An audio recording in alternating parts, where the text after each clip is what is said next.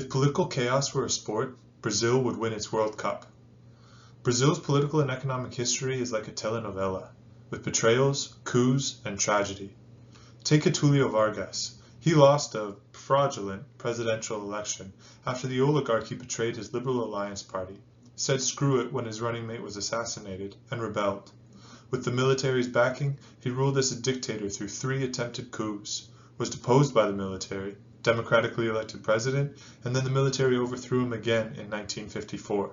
He committed suicide this time, writing, "Nothing remains except my blood. I gave you my life, now I give you my death. I choose this way to defend you, for my soul will be with you. My name shall be a flag for your struggle. I take the first step to eternity. I leave life to enter history." That's not a resignation letter, that's Oscar-worthy. His martyrdom for the people was so effective that it destroyed the political prospects of his enemies until 1964, when another coup installed another military dictatorship. This one lasted for 21 years. At first, the economy boomed, because nothing gets investors excited like a stable dictatorship. But like any good Brazilian party, things got out of hand. They racked up so much debt that by the 1980s, the economy had a hangover worse than me after Carnival, and inflation much bigger than my ego. Then, in 1994, the Real plan, because I guess previous ones had been imaginary, dropped inflation from 2,000% to a number that didn't make people cry. In 2002, we get this guy, Lula. Finally, Brazil had political stability.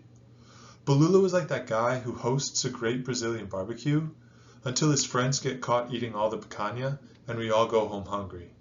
Corruption scandals exploded, presidents were impeached, the economy fell apart, Lula was convicted and not allowed to run for office, but then released from prison and had his political rights restored so he could, and Brazil lost the World Cup to Germany, at home, 7-1.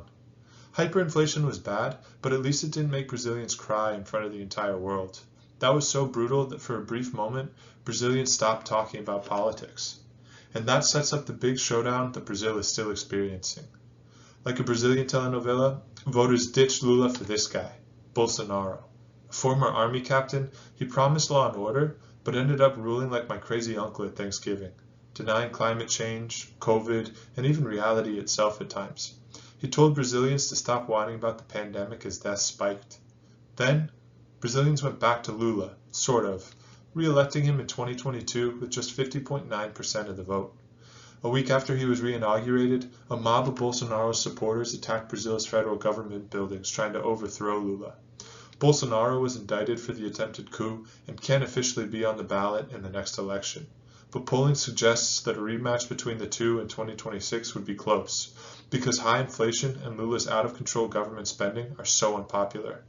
With Bolsonaro banned and Lula struggling, next season of Brazil's political telenovela is a must-see.